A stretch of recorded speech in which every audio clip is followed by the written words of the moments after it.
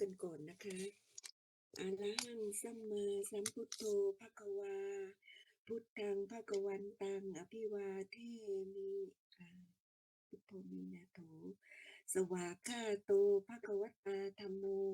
ธัมมังนัมสสามิธัมโมมีนาโถ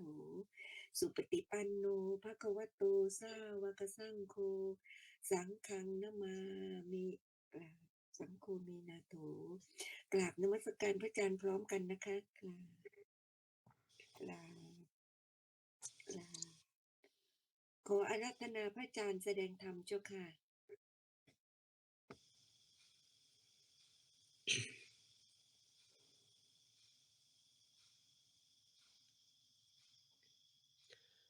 นะมัตถุรัตนัตยัสสะขอความนอบน้อมของข้าพเจ้าจงมีแด่พระรัตนตรัยขอถวายความเคารพนอบน้อมต่อพ่อแม่ครูอุปัชฌาย์อาจารย์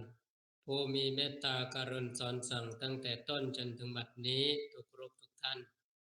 ขอความสุขความสวัสดีความเจริญในพระสัทธรรมคำสอน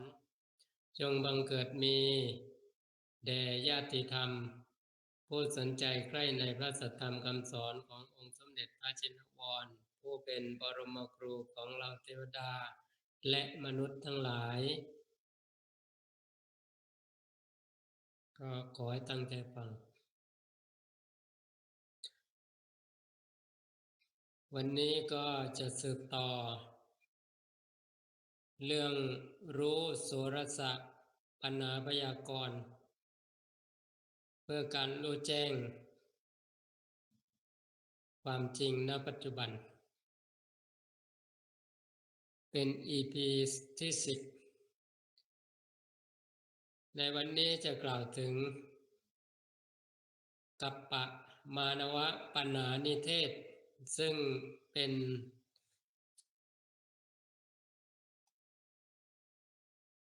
ผู้ถามปัญหา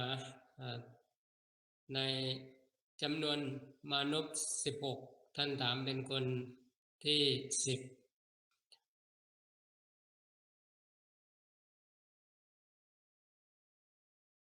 ชาติภูมิประวัติของท่านท่านเป็นท่านกัปปะมานพเกิดในตระกูลพราหมณ์ในนครสาวัตถีเดิมชื่อว่ากัปปะมานพเมื่อเจริญวัยไปศึกษาศิลปะวิทยาอยู่ในสำนักของพราหมณ์ภาวรีผู้เป็นปุโรหิตของพระเจ้าปัสเสนที่โกศลพราหมณ์ภาวรีมีความเบื่อหน่ายในคฤหัสถ์วิสัยทูลลาออกจากตำแหน่งปุโรหิตเมื่อพระเจ้าปัสเสนที่โกศลมีพระบรมราชานุญาตแล้วได้ออกบวชเป็นชดินประพฤติพรตตามลัทธิพราหมณ์เป็นคณาจารย์ใหญ่บอกไตรเพศแก่หมู่ศิษย์ตั้งอาสมอยู่ที่ฝั่งแม่น้ำโคทาวรีพรมแดนแห่งเมืองอัสสกะและอาลกะติดต่อกันกัปปมานพพร้อมด้วยมานพอื่นออกบวชติดตามไปศึกษาศิลปวิทยาอยู่ด้วยและนับเข้าในจำนวนมานพ16คนที่พราหมณ์ภาวรีผูกปัญหาให้ไปทูลถามพระบรมศาสดาซึ่งประทับอยู่ปราสาทเจดีย์แคว้นมคธทูลขอโอกาสถามปัญหาเมื่อได้รับพุทธานุญาตแล้วจึงทูลถามปัญหาทีละคนเมื่อโตไตยะมานพทูลถามปัญหาได้ฟังปัญหาพยากรณ์แล้วก็ได้บรรลุพระอรหันต์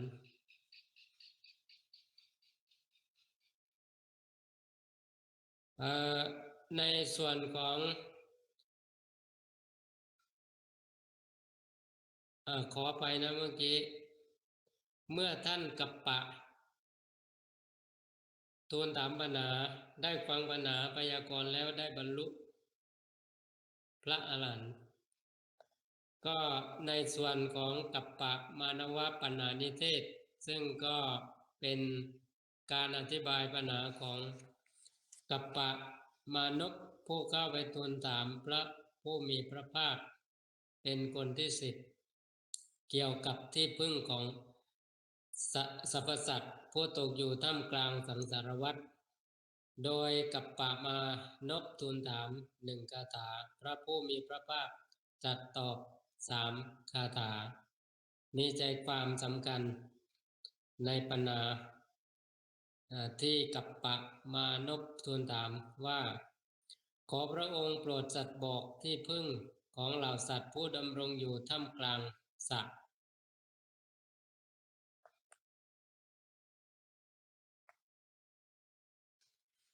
ผู้ถูกชราและมัจจุราชครอบหำในขณะเกิดห่วงน้ำอันเป็นมาตภัยอันหนึ่งขอพระองค์โปรดตรัสบอกที่พึ่งโดยวิธีที่ทุกนี้จะไม่พึงมีแก่ข้าพระองค์อีกท่านพระสารีบุตรอธิบายใจความว่า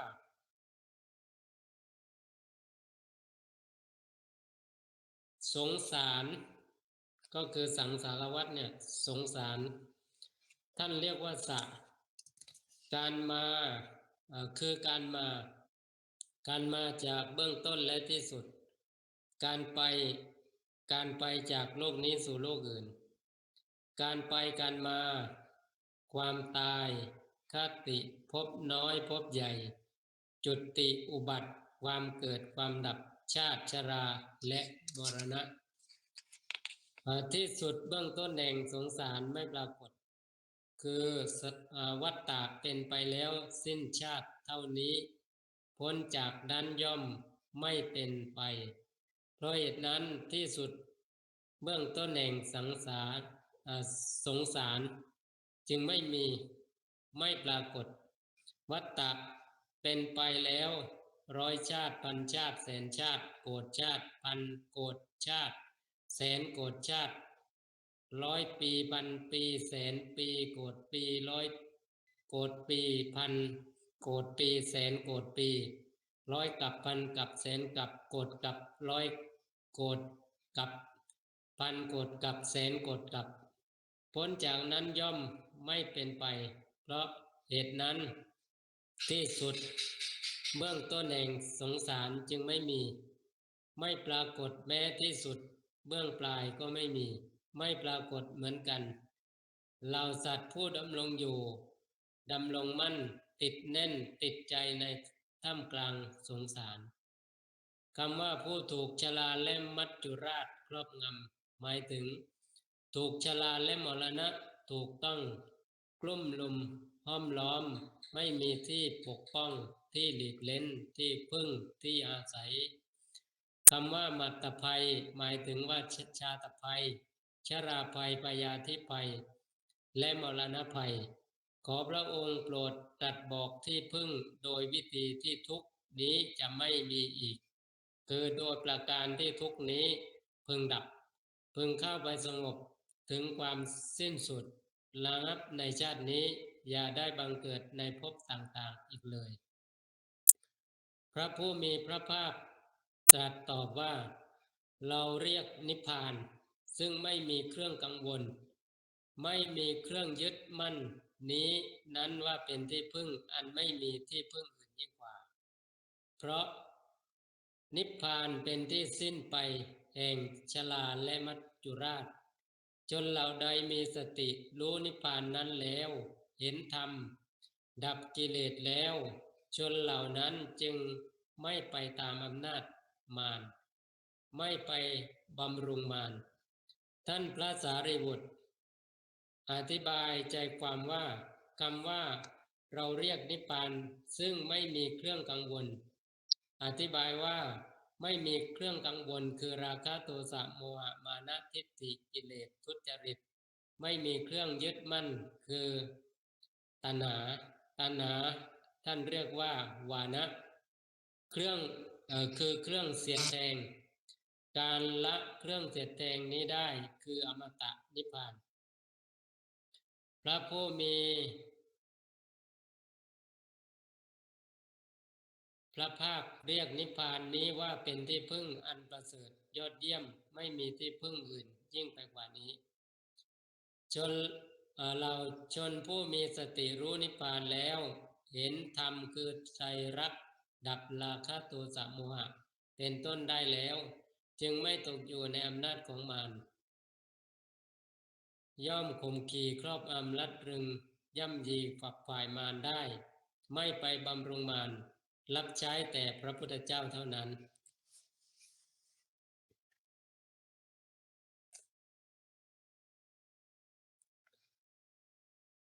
พระบรมศาสดาทรงพยากรณ์ปัญหาจบลงกับป่ามานพได้บรรลุอรหัตผลเมื่อจบโสรสาปัญหาพยากรณ์แล้วกับป่ามานพพร้อมด้วยมานพ15 คนทูลขออุปสมบทในพระธรรมวินัยพระพุทธองค์ทรงอนุญาตให้เป็นภิกษุด้วยวิธีเอภิกขุอุปสัมปทาท่านพระกัปปะเถระดำรงชนมายุอยู่โดยสมควรแก่การเวลาก็ดับขันธปรินิพพานก็จบในส่วนของกัปปะมานวะปัญหานิเทศซึ่งในส่วนนี้เราก็ได้ความเข้าใจชัดขึ้นว่าสังสารวัฏเนี่ยไม่มีเบื้องต้นแล้วก็ที่สุดมันยาวมากเพราะนั้นเราเวียนว่ายตายเกิดมานี่ยาวเหลือเกินแล้วจะไปต่ออีกถ้าหากว่าไม่มีเรียกว่าที่ปกป้องที่หลีกเล้นที่พึ่งที่อาศัยซึ่งตรงนั้นพระธรรมเจ้าก็ทรงตรัสว่าไม่มีสิ่งอื่นนอกจากพระนิพพานคำว่านิพพานก็ความหมายก็คือไม่มีเครื่องเสียดแทงคำว่าวานะเมื่อกี้ที่เราฟังตัณหาเรียกว่าวานะเพราะฉะนั้นภานะก็คือมาจาก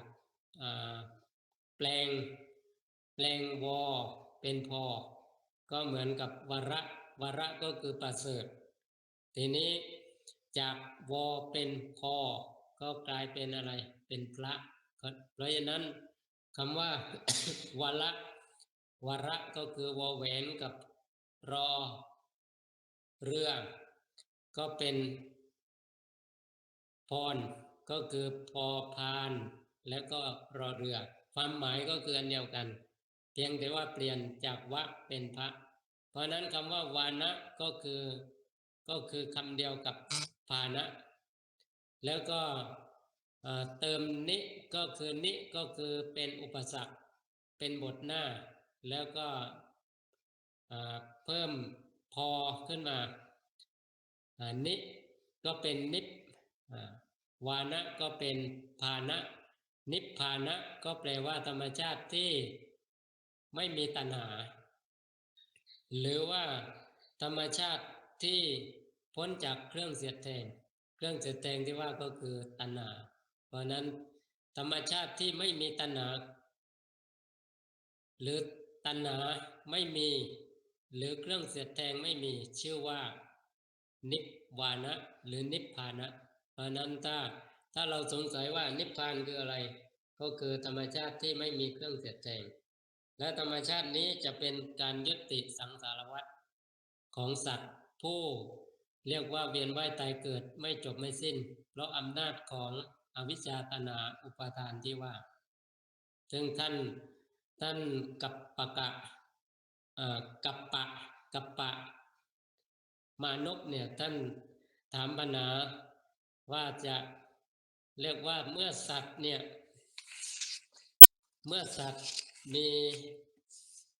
มีการดำรงอยู่ในท่ามกลางเมื่อสัตว์มีการดำรงอยู่ท่ามกลางสระก็คือท่ามกลางสังสารวัฏก็คือเวียนว่ายอยู่หาทางออกไม่ได้ก็เหมือนกับอยู่ในสระก็คือสังสารวัฏนี้ผู้ถูกชราก็คือความแก่มัจจุราชคือความตายครอบงำในขณะเกิดว่างน้ำมันเป็นมัตตภัย ใหญ่อันหนึ่งขอพระองค์โปรดตรัสบอกที่พึ่งก็คือที่หลบภัยตรงเนี้ยโดยวิธีที่ทุกนี้จะไม่พึงมีแก่ข้าพระองค์อีกก็คือตรัสบอกทางที่ไปสู่ความเรียกว่าปลอดภัยหรือมีที่พึ่งที่จะเป็นที่หลบจากภัยก็คือชาติก็ดีชราก็ดีพยาธิก็ดีมรณะก็ดีถือว่าเป็นภัยอันใหญ่หลวงภัยอันใดอันหนึ่งที่ว่าก็ไม่ยิ่งไม่เกินหรือว่าไม่ร้ายแรงเท่ากับชาติภัยชราภัยพยาธิภัยและมรณะภัยซึ่งเราทั้งหลายได้เผชิญพบมาหลายภพหลายชาติแล้วแต่เพราะอำนาจของอวิชชาก็คือไม่เห็นความจริงว่านี่คือภัยอันใหญ่หลวงเพราะความปกปิด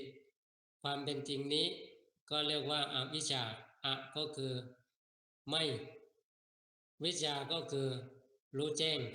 ธรรมชาติที่ไม่รู้แจ้งตามความเป็นจริงชื่อว่าอวิชชาอวิชชาเป็นเครื่องปกปิดความจริงนี้เพราะนั้นเมื่อมีอวิชชาเป็นเครื่องปกปิดการท่องไปในสังสารวัฏก็ยังดำเนินต่อไม่จบไม่สิ้นไม่รู้ว่าจะออกหรือจะพ้นหรือจะไปสู่ความสวัสดีได้อย่างไรถ้าไม่มีพระบรมศาสดาสัมมาสัมพุทธเจ้าอุบัติขึ้นมาซึ่งเป็นผู้รู้เห็นตามความเป็นจริงในการหลุดพ้นนั้นเราก็ไม่อาจที่จะพบหนทางได้เองเพราะฉะนั้นเราเป็นผู้ที่จะตรัสรู้ตามหรือรู้ตามพระสัมมาสัมพุทธเจ้าก็ต้องอาศัยการฟังการฟังก็เรียกว่าสุธาตุในการฟังแล้วก็พฤกอุเป็นโอแปลงโอเป็นอวะลงกะก็คือเป็นสาวกะก็คือสาวกเพราะนั้นคำว่าสาวกก็มาจากเป็นผู้ฟังเราเป็นผู้ฟังใครก็คือฟังพระบรมศาสดาสัมมาสัมพุทธเจ้าที่ท่านทรงตรัสรู้อนุตตรสัมมาสัมโพธิญาณตรัสรู้ธรรมที่เรียกว่าถูกต้องถูกท่วนดีแล้วและทรงนำธรรมนั้นมาเปิดเผยมาแบ่งปันหรือมาให้ความสว่างแก่ดวงจิตของเวนยสัตว์ซึ่งคำว่าเวนยสัตว์ก็คือสัตว์ที่สามารถนำไปวิเศษได้ใครที่ไม่อาจนำไปวิเศษได้ก็ไม่ชื่อว่าเวนยสัตว์เพราะนั้นเวนยสัตว์ก็คือสัตว์ที่สามารถคุยกันได้สามารถพูดรู้เรื่องสามารถนำไปสู่เป้าหมายได้โดยการนำความจริงมาเปิดเผยสัตว์เหล่านั้นผู้ที่ประสงค์ที่จะไปสู่ความหลุดพ้นก็ดำเนินตามคำตรัสสอนนั้นก็ชื่อว่าพระสาวกเพราะนั้นเราทั้งหลายก็ถือว่าเป็นพระสาวกของพระสัมมาสัมพุทธเจ้าเมื่อเรารับฟังแล้วก็เปิดใจดำเนินจิตตามไม่มีข้อขัดแย้งบุคคลใดที่ยอมสิโรราบต่อพระพุทธพระธรรมพระสงฆ์บุคคลนั้นก็ย่อมได้ที่พึ่งอันประเสริฐเรียกว่าย่อมปลอดภัยหลบภัยจากที่ว่าก็คือชาติภัยชราภัยพยาธิภัยมรณะภัยเสียได้เพราะฉะนั้นถ้าหากว่าไม่ยอมรับความเป็นจริงนี้ก็จะชื่อว่าเป็นพระสาวกไม่ได้หรือจะชื่อว่าเป็นเวนยสัตว์ผู้ที่จะนำไปวิเศษไม่ได้เพราะนั้นผู้ที่ยอมรับความจริงนี้แล้วก็ยอมรับแบบเต็มหัวใจสิโรราบต่อความเป็นจริงที่พระพุทธองค์ทรงตรัสรู้นั้นเขาก็ได้ประโยชน์ทันทีก็เรียกว่าได้ตรัสรู้ตามแล้วก็ได้ถึงซึ่งความหลุดพ้นหมดสิ้นการเวียนว่ายตายเกิดเรียกว่าไม่มีการไปไม่มีการมาไม่มีการหยุดอยู่ก็ชื่อว่าเป็นอิสระถึงที่สุด ก็อาตมาขยายเพิ่มอีกนิดหนึ่งเพราะฉะนั้นในส่วนนี้ก็เราได้ฟังแล้วก็ได้เข้าใจเพิ่มขึ้นว่าสังสารวัฏเนี้ยไม่มีเบื้องต้นไม่มีที่สุดเพราะมันยาวมากว่าเกิดณตอนไหนคือเบื้องต้นนี่สังสารวัฏนี่เริ่มจากไหนมันสาวไปมันยาวเหลือเกินพระพุทธเจ้าตรัสรู้ไม่รู้กี่พระองค์แล้วทำไมเราถึงไม่ยอมรู้ตามเพราะว่าไม่ยอมรับแล้วก็ไม่ยอมสิโรราบต่อพระพุทธพระธรรมพระสงฆ์นั่นเองก็ต้องเวียนว่ายตายเกิดต่อมาจนถึงปัจจุบันนี้ในอัตภาพนี้ถ้าเราไม่ยอมรับอีกเราก็ยาวไปอีกจนถึงพระศรีอริยเมตไตรพระศรีอริยเมตไตรมาอุบัติตรัสรู้แล้วเราก็ไม่ยอมไม่ยอมเข้าใจสักทีก็ไปต่ออีกเรียกว่าสังสารวัฏเนี่ยไม่มีที่สุดไม่รู้จะไปสุดที่ไหนเพราะอำนาจของอวิชชาตัณหาอุปาทานทำงานไปเรื่อยไม่ยอมจบไม่ยอมสิ้นเพราะนั้นก็ยอมรับความจริงว่าความจริงเป็นเช่นนี้ที่พระเจ้าทรงตรัสถูกต้องไม่มีอะไรที่จะคัดค้านได้เพราะอะไรเพราะประจักษ์แจ้งความจริงนั้นกับหัวใจถ้าไม่เช่นนั้นก็มันไปต่อกิเลสมันไม่ยอมมันจะดื้อจะค้านอยู่เลยเขาว่าอย่างนี้มันก็ค้านอยู่ในใจใช่หรือเปล่าไม่รู้ถูกหรือเปล่าก็ไม่ใช่มันก็ค้านในใจเมื่อค้านเสร็จแล้วมันก็ปิดความจริงเลยเพราะนั้นพระสัมมาสัมพุทธเจ้าก็โปรดไม่ได้เรียกว่าไม่ใช่เวนยสัตว์ทีนี้เราก็ควรที่จะเป็นเวนยสัตว์หรือเป็นพระสาวกของพระบรมศาสดาสัมมาสัมพุทธเจ้าจะได้ไม่เนิ่นช้าไม่ต้องท่องเที่ยวไปในสังสารวัฏเวียนเกิดเวียนตายนับพบนับชาติไม่ถ้วนหาที่สุดไม่ได้เพราะนั้นเรามีความโชคดีแล้วก็อย่าได้ชักช้าอย่าได้ละเลยพระสัทธรรมคำสอนนี้อย่าไปเอาเฉพาะสัพเพละเรื่องราวที่ไม่เป็นประโยชน์เพราะว่าชีวิตของเราล่วงไปเนี่ยนี่ก็ปีใหม่เข้ามาเป็นวันที่31ก็จะสิ้นเดือนมกราแล้ววันนั้นมันวันคืนล่วงไปเนี่ยมันไม่ได้หยุดอยู่นะเราจะไม่เอาแต่ว่าเวลาเขาก็ไม่ได้เอาด้วยนะเขาก็ไปของเขาเรื่อยไปของเขาเรื่อยเพราะนั้นวันคืนล่วงไปบัดนี้เราทำอะไรอยู่คโนโวมาวัจจคาขณะอย่าก้าวล่วงทันไปเสียเลยพระสัมมาสัมพุทธเจ้าทรงเรียกว่าทรงพระกรุณาบิงวอนด้วยพระกรุณาว่าวันคืนล่วงไปบัดนี้เธอทำอะไรอยู่ขณะอย่าก้าวล่วงเธอไปเสียเลย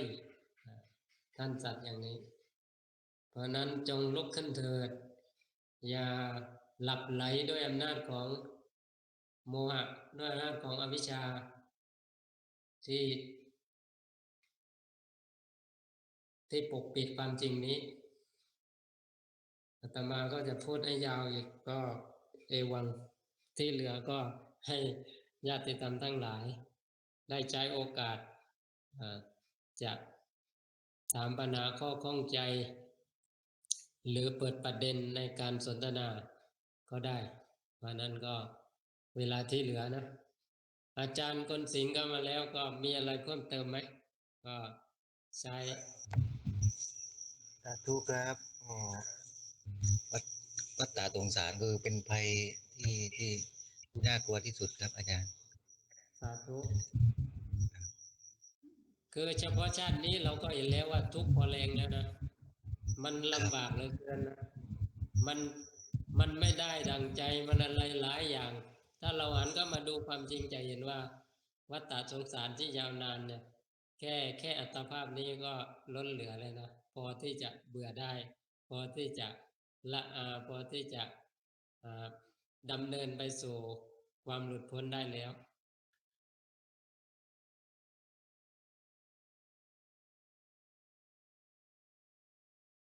อ้าว มีท่านอื่นเพิ่มเติมก็ได้นะคืออาตมารู้สึกอย่างนี้จริงๆนะว่ามันไม่ใช่สนุกเลยการเกิดแล้วเกิดเล่าเนี่ยทุกขาชาติปุนับปุนังการเกิดบ่อยๆเป็นทุกข์ล่ำไปพระพุทธเจ้าตรัส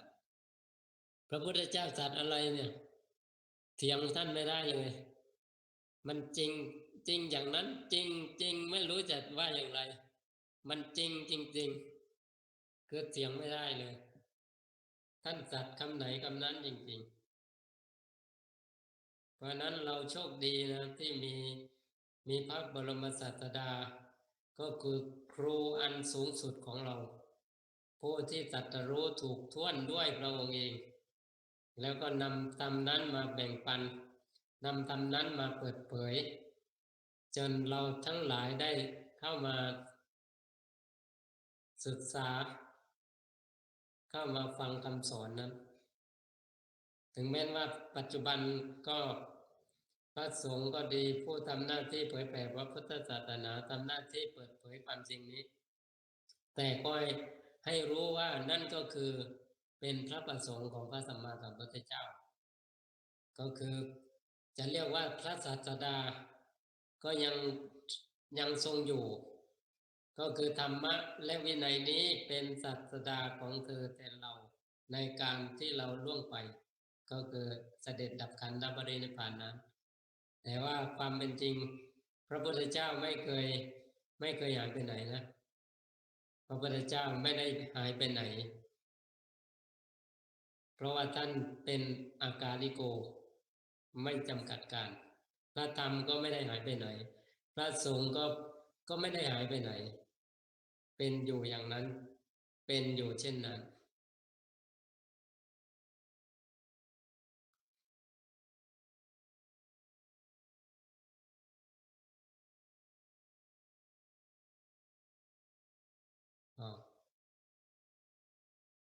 มีท่านใดถ้าไม่มีอาตมาก็เอวัง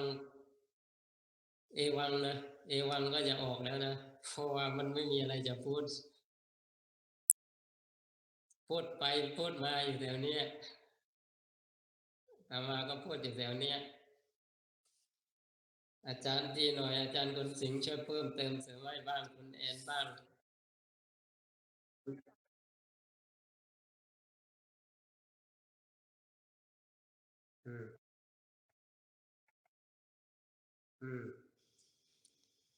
ยาวค่ะพระอาจารย์ยาวมากเลยคือเนี่ยเหนื่อยฟังก็เหนื่อยแล้วค่ะพระอาจารย์ฟังสังสารวัตรก็เหนื่อยแล้วค่ะแค่ได้ฟังก็ยังก็เหนื่อยคือแค่ว่า1 ชาติก็พอแรงแล้วอันนี้100 ชาติพันชาติแสนชาติโกรธชาติพันโกรธชาติแสนโกรธชาติ100 ปีพันปีแสนปีโกรธปี100 ปี100 โกรธปีพันโกรธปีแสนโกรธปี100 กับพันกับแสนกับโกรธกับ100 โกรธกับพันโกรธกับแสนโกรธกับมันยาวมากเลยโอ้ยฟังแล้วเหนื่อยนะฟังแล้วเหนื่อยนะว่ามันยาวขนาดนี้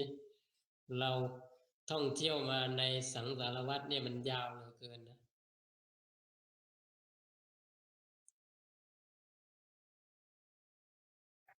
คงแบบว่าไม่อยากกลับกลับมาเกิดแน่ๆแล้วไม่รู้ไปเป็นอะไรต่ออะไรมาค่ะคือระลึกชาติได้เนี่ยเอาชาตินี้พอนะระลึกไ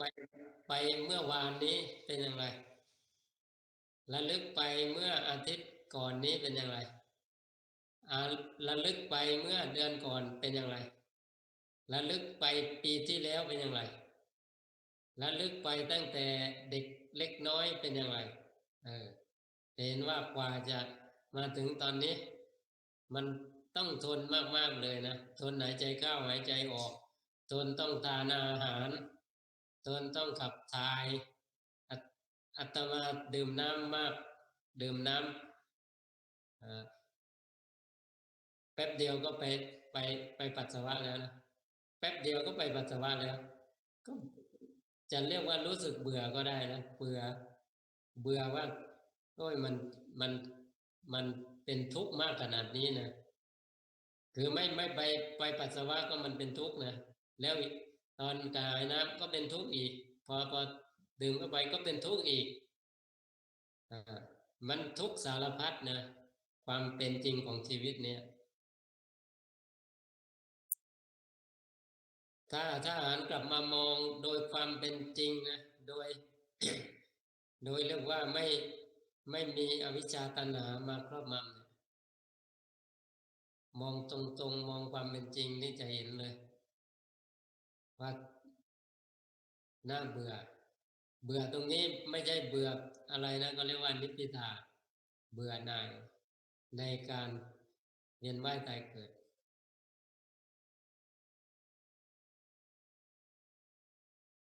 ซึ่งการยึดติดของการเวียนว่ายตายเกิดนั้นคือความหลุดพ้นนั้นชื่อว่าสวัสดี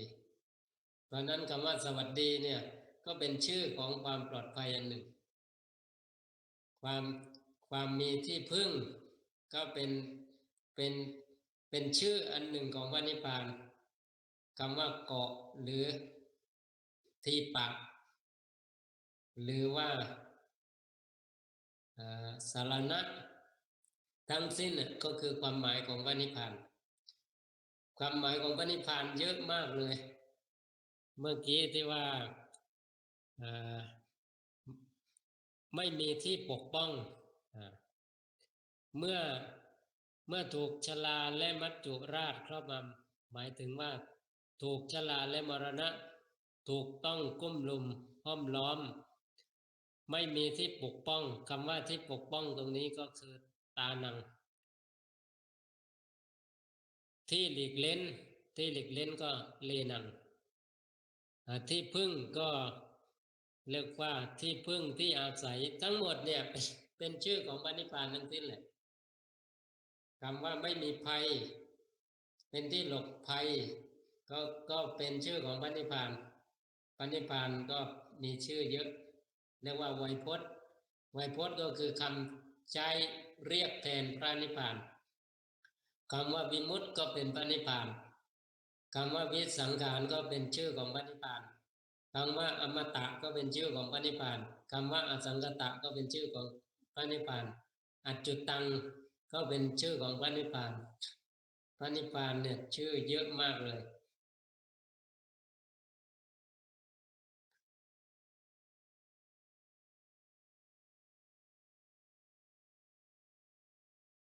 เงียบอีกถ้าอาตมาไม่พูด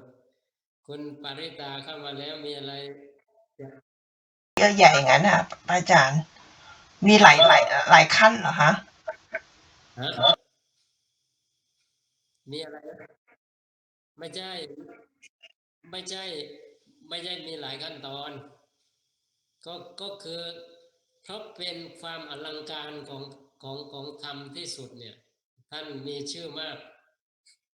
แต่ชื่อมากทั้งหมดก็คือสมมุติขึ้นมาแต่ว่าถ้าเนื้อแท้ก็คือความไม่มีอะไรไม่เป็นอะไรนั่นแหละความไม่มีอะไรไม่เป็นอะไรนั่นแหละคือเรียกว่าพระนิพพานเพราะนั้นความไม่มีอะไรไม่เป็นอะไรชื่อว่าพระนิพพานก็ได้ตรงนี้ก็เป็นชื่อของพระนิพพานอีกความไม่มีอะไรไม่เป็นอะไรไม่เป็นอะไรก็เป็นชื่ออีกเพราะนั้นก็สรุปว่าแค่สมมุติขึ้นมาสมมุติเรียกขึ้นมาแต่ว่ามีอันเดียวไม่ใช่มีอันเดียวมีธรรมชาติเป็นธรรมชาติหนึ่งเดียวไม่มีธรรมชาติสองถึงแม้นชื่อมากก็จริงนะแต่ว่าเป็นธรรมชาติหนึ่งเดียวแต่ว่าสังขารเนี่ยสังขารหรือตรงข้ามกับพระนิพพานเนี่ยมีชื่อมากไม่ได้มีชื่อมากมีหลายอย่างเรียกว่ามีหลายอย่างก็ไม่ใช่แค่หนึ่งก็คือมีหลายอย่างก็สรุปว่าอะไรที่เกิดได้ดับได้ อะไรที่เกิดดับอะไรที่ถูกปรุงแต่งได้อะไรที่มีการไปการมาอะไรมีเกิดมีดับตรงนั้นเรียกว่าเป็น สภาพตรงข้ามกับพระนิพพานเรียกว่าเป็นวัฏฏะก็ได้เป็นวัฏฏะก็คือวนเป็นสังสารเราบอกว่าน่าสงสารพูดว่าคนนั้นน่าสงสารคำว่าสงสารเนี่ยก็คือเป็นการท่องไปก็คือท่องเที่ยวไปนั่นเรียกว่าสงสารวัฏฏะก็คือวนเพราะนั้นท่องเที่ยวไปด้วยการวนก็คือขึ้นสูงบ้างบางชาติขึ้นสูงถึงไหนถึงพรหมสูงสุดนะแล้วก็ลงต่ำถึงไหนถึงสัตว์นรกแล้วพอตะเกียกตะกายขึ้นมาเป็นมนุษย์ก็สร้างบุญสร้างอะไรต่อไม่ใช่สร้างบุญอย่างเดียวสร้างบาปด้วยแล้วก็ไปต่ออีก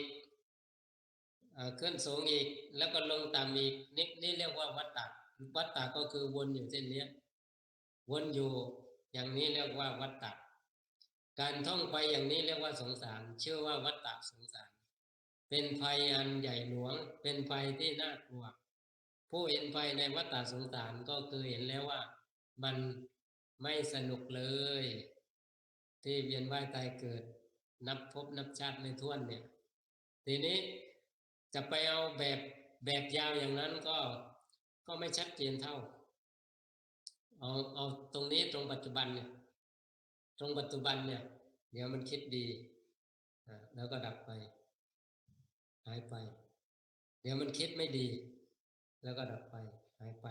อันนี้เรียกว่าวัฏฏะอยู่ภายในนะเรียกว่าวัฏฏะจิตวั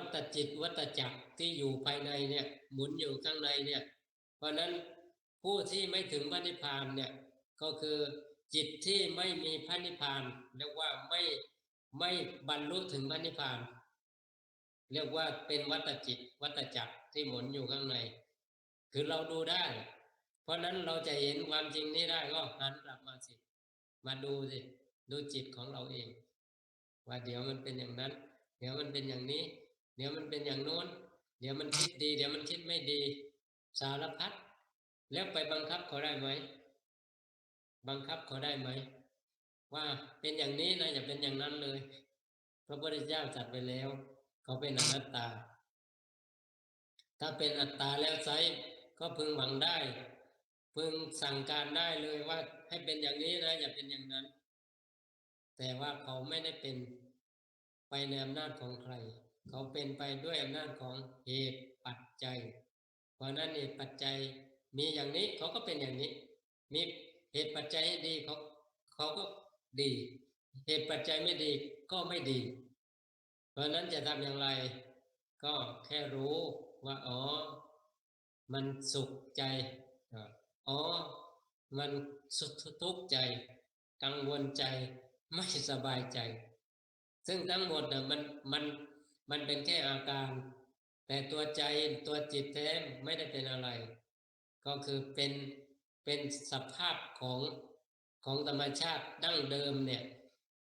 ก็คือถ้าเราดูเข้ามาเนี่ยมันจะลงถึงข้างในก็คือฐานจิตหลวงปู่มั่นเรียกว่าถีติภูตังก็คือที่ตั้งถีติภูตังก็คือความเป็นที่ตั้งของอะไรของสภาพดั้งเดิมก็คือจิตเดิมแท้เรียกว่าถีติภูตังก่อนที่จะมีอะไรเนี่ยมันก็ว่างอยู่ก่อนว่างหรือไม่เป็นอะไรแล้วมันก็มีอะไรขึ้นมาการมีอะไรขึ้นมานี่เรียกว่าสภาพของทุกข์สภาพของทุกข์ที่ปรากฏขึ้นมาแล้วหัวท้ายโมเดลปัจจัยทุกข์นี้ก็ดับไปไหนไปสู่ความไม่ทุกข์อีกเพราะนั้นแรกเริ่มเดิมทีไม่มีทุกข์แล้วก็มีขึ้นมีแล้วก็หมดเหตุปัจจัยก็ดับเพราะนั้นได้เห็นความจริงตรงนี้ก็คือเห็นทั้งหมดของพระธรรมคำสอนของพระพุทธเจ้าเลยเพราะพระพุทธองค์ทรงตรัสว่าในการก่อนก็ดีในการบัดนี้ก็ดีเราตถาคตบัญญัติจัดสอนเฉพาะเรื่องทุกข์กับความดับไม่เหลือแห่งทุกข์หรือความไม่ทุกข์เท่านั้นเพราะนั้นนั่นคือทั้งหมดของคำสอนก็ได้ก็คือเห็นว่ามัน ทุกข์แล้วก็ไม่ทุกข์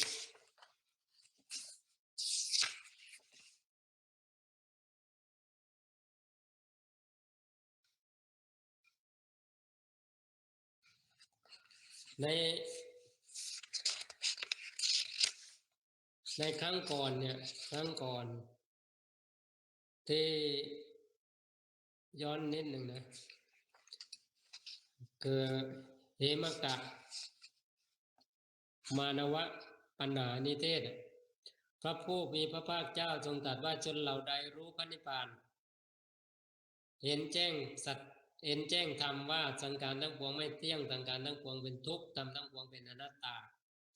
ดับกิเลสละมีราคะโทสะโมหะเป็นต้นได้แล้วชนเหล่านั้นชื่อว่าเป็นผู้สงบเพราะว่าเห็นความจริง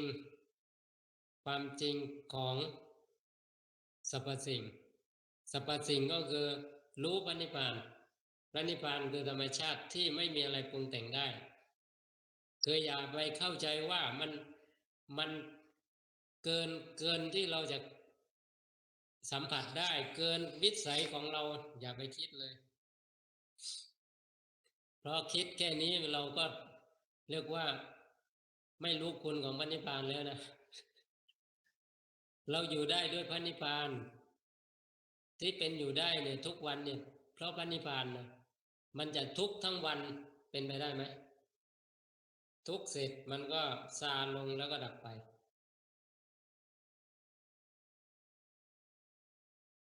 แล้วที่ดับไ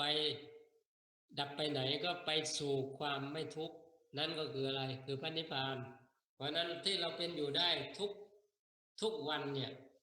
ที่ไม่เป็นทุกข์เรียกว่าจนทนไม่ได้เนี่ยมันทุกข์บ้างแล้วก็ไม่ทุกข์ทุกข์ก็แล้วก็ไม่ทุกข์ก็เป็นอยู่เช่นนี้แล้วเราบอกว่านิพพานเป็นสิ่งเกินวิสัยฉันหรือจะมีสิทธิ์มีโอกาสได้เข้าถึงหรือว่าได้สัมผัสก็เป็นอยู่ด้วยพระนิพพานแล้วไม่รู้คุณของพระนิพพานอีกคนเราก็เหลือเกินเหมือนกันนะเป็นอยู่ด้วยคุณของพระนิพพานนะสภาพที่ทุกข์สลายไปเนี่ยเป็นพระนิพพานแต่เราก็ไม่ยอมรับว่ามันแค่นี้เองหรือทุกข์มีแล้วก็ทุกข์จางสลายไปแล้วเป็นอะไรก็ไม่ทุกข์ถ้ายอมรับมันก็พอแล้วว่ามันเป็นเช่นนี้ก็คือความจริงมันเป็นเช่นนี้แล้วเราจะท่องเที่ยวไปถึงไหนมันก็พอแล้วยุติเลยเพราะว่าเรามีที่พึ่งแล้วที่พึ่งก็คือที่พึ่งที่หลบภัยที่หลีกเล่นที่ปลอดภัยที่ไม่มีภัยที่ไม่มีศัตรูฆ่าศึกครอบงำย่ำยีได้ก็คือที่เดียวเท่านั้นแหละก็คือที่พระนิพพานตอนนั้นถ้าเห็นแล้วว่ามีที่หลบภัยอยู่นะก็คือพระนิพพานก็จะต้องไม่คือไม่ต้องดิ้นรนค้นหาหรือต้องการอะไรให้ยุ่งยากอีกก็มีอยู่อย่างนี้เป็นอยู่อย่างนี้พร้อมแล้วนะพร้อมแล้วก็คือทุกข์ก็มีความไม่ทุกข์ก็มียอมรับไหมแล้วจะหาอะไรเพิ่มทีนี้จะหาอะไรให้มากกว่านี้พยายามปฏิบัติจะเอาอย่างนั้นบ้างจะเอาอย่างโน้นบ้างฉันยังไม่ได้ฌานต้องทำฌานให้ได้ก่อนฉันยังไม่ได้สมาธิก็ทำสมาธิฉันยังไม่มีสติแล้วใครพูดอยู่นั่นนะก็คือไม่เห็นความเป็นจริงมันก็เลยน่าคิดว่ามันเพราะอำนาจของอวิชชาทำให้เราเรียกว่าไม่เห็นความจริง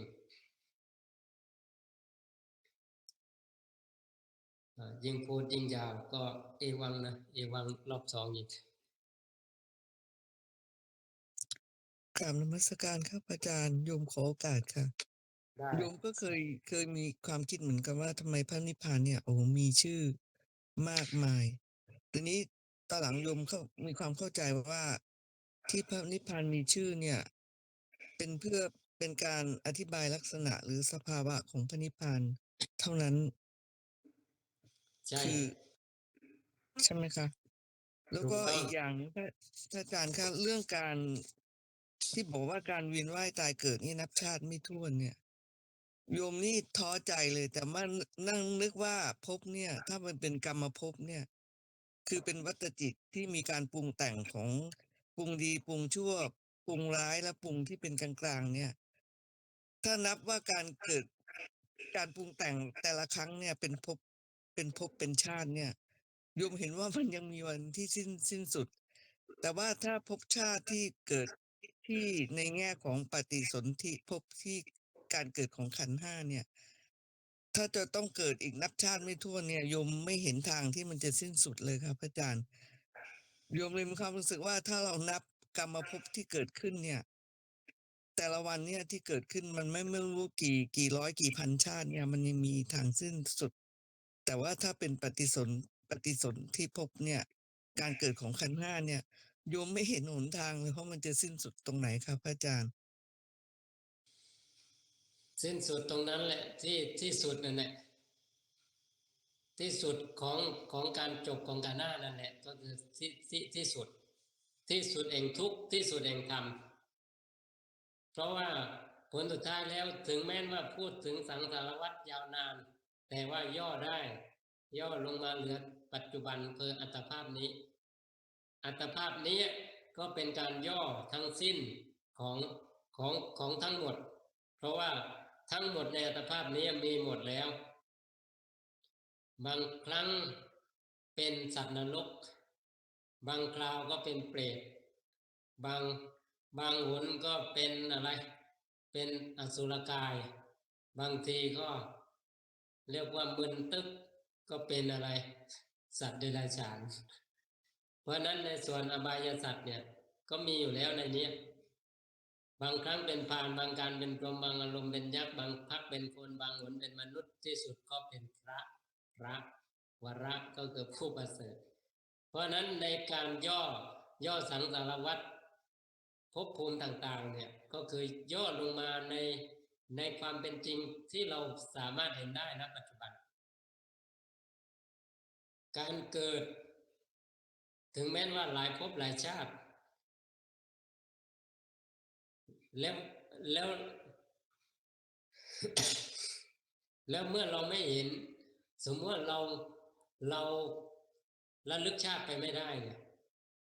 แล้วเราจะไปเชื่อได้ไงว่าสังสารวัฏมันยาวการเวียนว่ายตายเกิดมันหลายภพหลายชาติเรารู้ดูอยู่ปัจจุบันก็พอปัจจุบันเอาวันนี้ก็พอนะวันนี้ว่ามีเท่าไหร่วันนี้มีการเกิดดับเท่าไหร่เกิดครั้งหนึ่งก็เป็นชาติใช่ไหมการที่ว่าคล่ำคลาบเปลี่ยนไปสู่ความแตกดับก็เป็นชราแล้วสุดท้ายก็แตกดับก็คืออารมณ์นั้นแหละอารมณ์ความรู้สึกนั้นแหละเห็นทางตาก็ตั้งแล้วก็ดับทางหูตั้งก็ดับจนไปถึงทางใจคิดนึกเกิดตั้งดับเหมือนกันเพราะนั้นนี่คือสังสารวัฏที่เรามองเห็นได้ไม่ต้องไปว่านั่งสมาธิแล้วเห็นสังสารวัฏที่ยืดยาวนั้นเอาปัจจุบันเนี่ยมองอยู่สิมองดูอยู่สิก็จะเห็นว่าที่แท้เนี่ยสังสารวัฏที่เป็นอยู่ในทุกวันเนี่ยก็คือมันมีอยู่แล้วแสดงตัวอยู่แล้วทั้งสิ้นเลยนะก็บางครั้งก็มีจิตใจดีงามมีศีลมีธรรมก็เป็นมนุษย์มีอิริโอตปะก็เป็นเทพมีพรหมวิหารอยู่ในจิตก็เป็นพรหมเพราะนั้นก็ จะเห็นได้ว่า31ภพภูมิเนี่ยมีอยู่แล้วในทุกคนนะเพียงแต่ว่าใครที่จะเข้ามารู้เข้ามาเห็นตามความเป็นจริงเท่านั้นเองเพราะนั้นพระสัมมาสัมพุทธเจ้าก็ทรงตรัสว่าเธอจงประพฤติพรหมจรรย์เธอจงเป็นภิกษุมาเถิดจงประพฤติพรหมจรรย์ทำมาเรากล่าวดีแล้วจงทำที่สุดแห่งทุกข์โดยชอบเถิดคำว่าที่สุดแห่งทุกข์ก็คือที่สุดของกระบวนการเนี่ยเกิดครั้งหนึ่งก็เป็นทุกข์แล้วก็ผลสุดท้ายเป็นอย่างไรก็ดับสลายไปนั่นแหละคือที่สุดของทุกข์ ก็คือถ้าอ๋อตรงนั้นมันก็จบทั้งสิ้นเลย สังสารวัฏทั้งหมดก็พังคลืนเลย สังสารวัฏที่ยืดยาวทั้งสิ้น ไม่มีเบื้องต้นไม่มีที่สุด ยุติเลย ตรงนั้นเลยตรงหน้าเลย ที่เห็นความจริงของสังสารวัฏที่จบลงตรงนั้น ด้วยอาศัยสติปัญญา อาศัยวิชา อาศัยมรรคมีองค์ 8ที่เป็นเครื่องดำเนินในการรู้การเห็นนี้ เพราะนั้นบุคคลที่เห็นความจริงตรงนี้การเกิดขันธ์ 5แล้วก็ยุติของขันธ์ 5นั่นก็คือที่สุดการเกิดก็คือเป็นการเป็นไป แล้วก็มีความเปลี่ยนแปลงคล่ำคล้าไปสู่ความแตกดับเกิดตั้งดับ การดับลงตรงนั้นเรียกว่าที่สุดของทุกข์เพราะนั้นที่สุดของทุกข์ตรงนั้นมีสภาพอย่างไรถ้ามองให้เห็นก็คือมีสภาพสลายทั้งสิ้นไม่มีอะไรสักอย่างกิเลสก็ไม่มีทุกข์ก็ไม่มีเรียกว่าสิ้นกิเลสสิ้นทุกข์ไม่ใช่สิ้นตรงไหนนะสิ้นตรงนั้นแหละที่ปัจจุบันตรงนั้นแหละเพราะนั้นพระสัมมาสัมพุทธเจ้าทรงเน้นว่าให้มารู้อยู่กับความจริงณปัจจุบันก็จะเห็นธรรมทั้งหมดแสดงตัวให้เห็นเพราะฉะนั้นบุคคลเข้าใจเช่นนี้ก็คือเข้าใจสังสารวัฏทั้งสิ้นเข้าใจภพชาติทั้งหลายเข้าใจธรรมทั้งมวลเรียกว่าเข้าใจหมดสิ้นไม่มีอะไรที่จะปกปิดได้อีกเพราะอวิชชาเขาพยายามปกปิดอยู่ตรงนี้ปกปิดตรงนี้จริงๆนะเมื่อไม่เห็นตรงนี้มันก็ไปต่อแต่เมื่อเห็นเสร็จแล้วไม่มีใครที่จะไปต่อเพราะมันไม่มีใครมันเป็นแค่สภาพของทุกข์เท่านั้นทุกข์เท่านั้นเกิดขึ้นทุกข์เท่านั้นตั้งอยู่ทุกข์เท่านั้นดับไปนอกจากทุกข์แล้วไม่มีอะไรเกิดนอกจากทุกข์แล้วไม่มีอะไรดับก็จะเห็นโดยความประจักษ์แจ้งเพราะฉะนั้นบุคคลที่เห็นความจริงเช่นนี้เรียกว่าวิชาเกิดอวิชชาดับการปล่อยวางก็ตรงนั้นเลยนะเพราะเห็นความจริงการยึดการถือการอะไรก็ยุติมันแค่ขนาดจิตเดียวเท่านั้นแหละถึงจะเรียกว่าจบภารกิจได้ไม่ใช่เป็นเรื่องยืดยาวไม่ใช่เป็นเรื่องอะไรให้ยุ่งยากแค่รู้เห็นความเป็นจริงเนี่ยตรงหน้านี่แหละแล้วก็ยอมรับอ๋อมันแค่นี้เองอ๋อเช่นนั้นเองอ๋อมันก็ไม่ได้มีอะไรพิสดารเลยเป็นเรื่องธรรมดาเพราะนั้นถ้าเข้าใจตรงนี้ก็คือเข้าใจทั้งหมดรู้หนึ่งก็คือรู้ทั้งหมดก็คือรู้ปัจจุบันโดยแบบชื่อทรงรู้หนึ่งก็คือรู้ทั้งหมดทั้งวัฏฏะทั้งสิ้นรู้ทั้งสิ้นเลยรู้แค่หนึ่งรู้แค่หนึ่งขณะจิตตรงนี้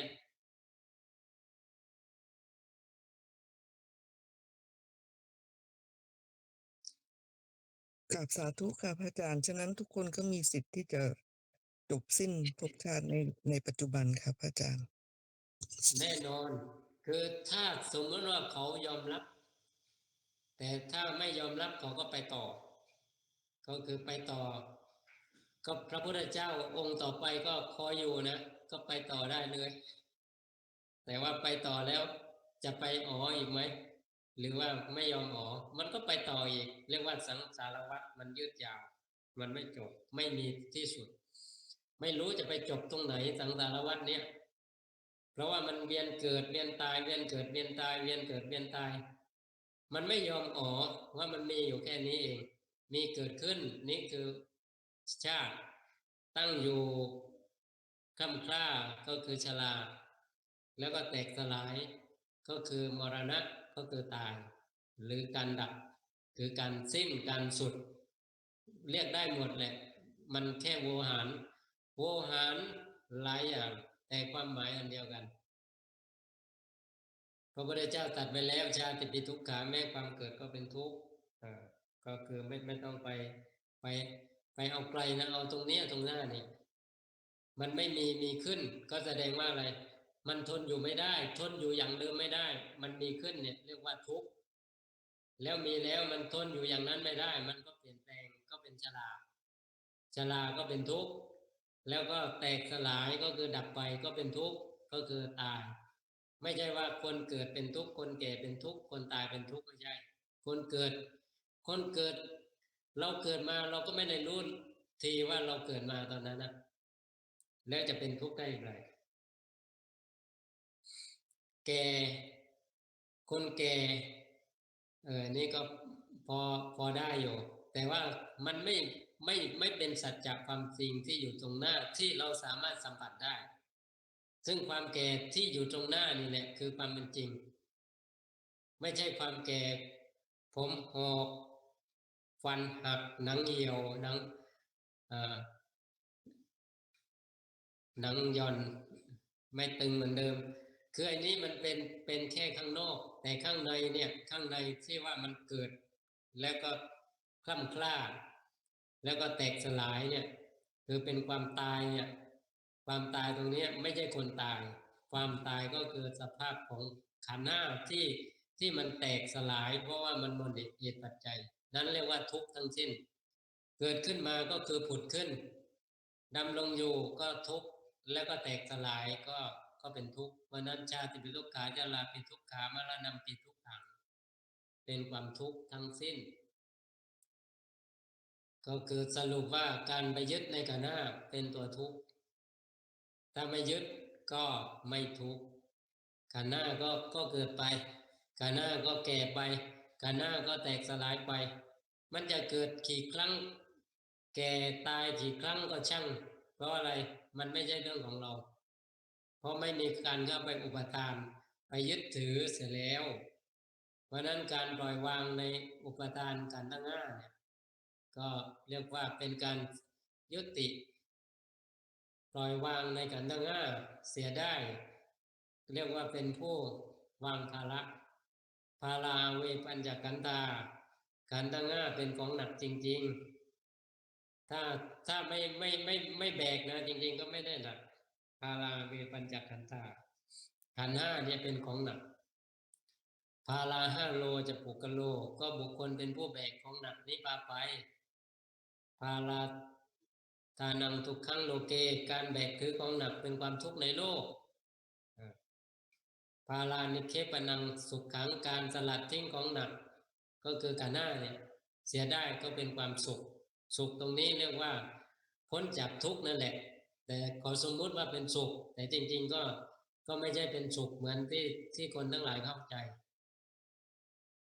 ก็คือความไม่ทุกข์นั่นแหละก็เรียกว่าสุข